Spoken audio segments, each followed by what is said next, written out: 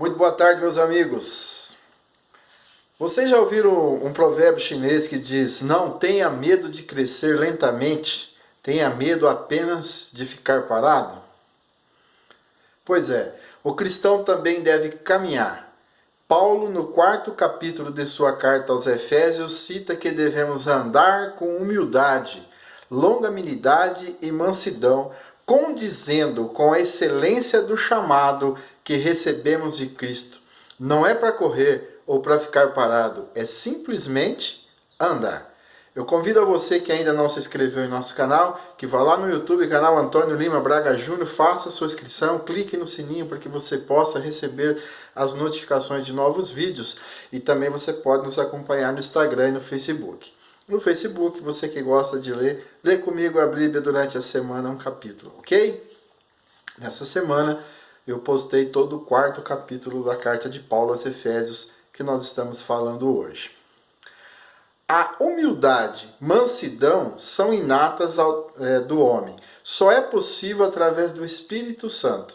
Muitas vezes pedimos para que Deus nos perdoe nossas falhas. Não obstante, deixamos de exercer o mesmo perdão para com nossos semelhantes. Temos que suportar ou ter paciência um com os outros com amor.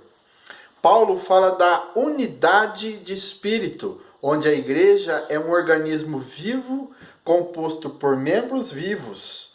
Esse espírito é Espírito de Deus, que nos direciona e nos conforta. Ele fala que a graça foi nos dada a cada um segundo a medida do dom de Cristo. Apesar de não termos merecimento, os dons nos foram dados por Cristo para a edificação da igreja. Não podemos viver na prática do pecado, precisamos nos despir do velho homem e de todos os seus vícios. O pecado entristece ao Espírito de Deus. Se quisermos ter um bom relacionamento com Ele, precisamos respeitá-lo. Paulo fala também sobre a distribuição dos ministérios. Vejamos. Paulo relata que Jesus deu uns para apóstolos, e outros para profetas, e outros para evangelistas, e outros para pastores e doutores. Contudo, a salvação é concedida segundo a medida da graça de Cristo, e não conforme os dons concedidos. Seu cargo na igreja ou na sociedade não aumenta seu galardão. Somos uníssonos e gravata e batina não são credenciais para a entrada no céu. Os ministérios de Deus são para cumprir o propósito do Senhor. Se somos chamados, é para a glória do Senhor e não a nossa. Paulo enfatiza em todo o capítulo a necessidade da unidade da igreja. Se não estivermos juntos, não iremos a lugar algum. Temos que estar firmes, não sermos levados como meninos por ventos de doutrina. No versículo 27, Paulo é enfático em dizer: não deis lugar ao diabo. É muito comum refletirmos nas bênçãos de Deus, na graça de Deus, na presença do Espírito em nós, em tudo o que Deus pode fazer. É uma visão aprazível, pois sabemos que Deus é amor e tudo o que Ele faz é maravilhoso. Entretanto, não podemos esquecer que o diabo vive à espreita.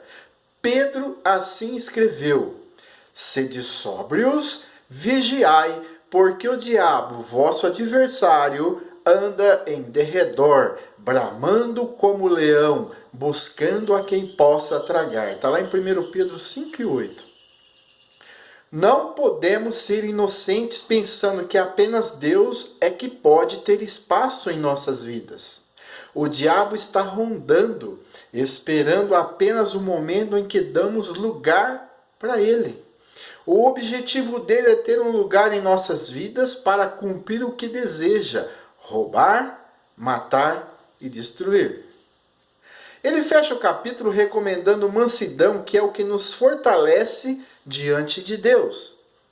Não saia da vossa boca nenhuma palavra torpe, mas só a que for boa para promover a edificação, para que dê graça aos que a ouvem, e não entristeçai o Espírito Santo de Deus, no qual estáis selados para o dia da redenção. Toda amargura, e ira, e cólera, e gritaria, e blasfêmia, e toda malícia sejam tirados dentre vós. Antes sede uns para com os outros benignos, misericordiosos, perdoando-vos uns aos outros, como também Deus vos perdoou em Cristo. Versículos 29 ao 32. Eu vou abrir aqui um parênteses em relação ao perdão. Ele nos foi oferecido gratuitamente e deve ser vivido em todos os nossos relacionamentos. Marcos relatou que Jesus disse da seguinte maneira: E, quando estiveres orando, perdoai se tendes alguma coisa contra alguém, para que vosso Pai que estás nos céus vos perdoe as vossas ofensas. Marcos 11 e 25. A ternura e a bondade são de pouco proveito, a menos que se expressem no espírito de perdão. Se não haver o primeiro passo do perdão, trata-se apenas meramente de uma espécie de cortesia ou polidez. O espírito de perdão é mais do que um ideal ou mesmo uma virtude. É uma decidida atitude do coração e da mente. O Senhor Jesus é o único modelo que devemos seguir. Apesar de não ter custado nada para nós, o perdão foi comprado a um preço incalculável na cruz do Calvário. A nós resta somente o sacrifício do orgulho pessoal de perdoar uns aos outros. O Espírito Santo nos é dado quando aceitamos Jesus como nosso Senhor e Salvador. Ele é o penhor da nossa herança em Deus.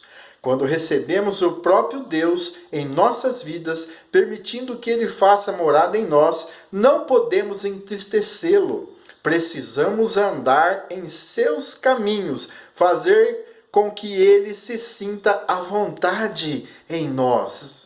Por isso, a antiga vida deve ficar para trás, para que possamos viver essa nova vida em Deus.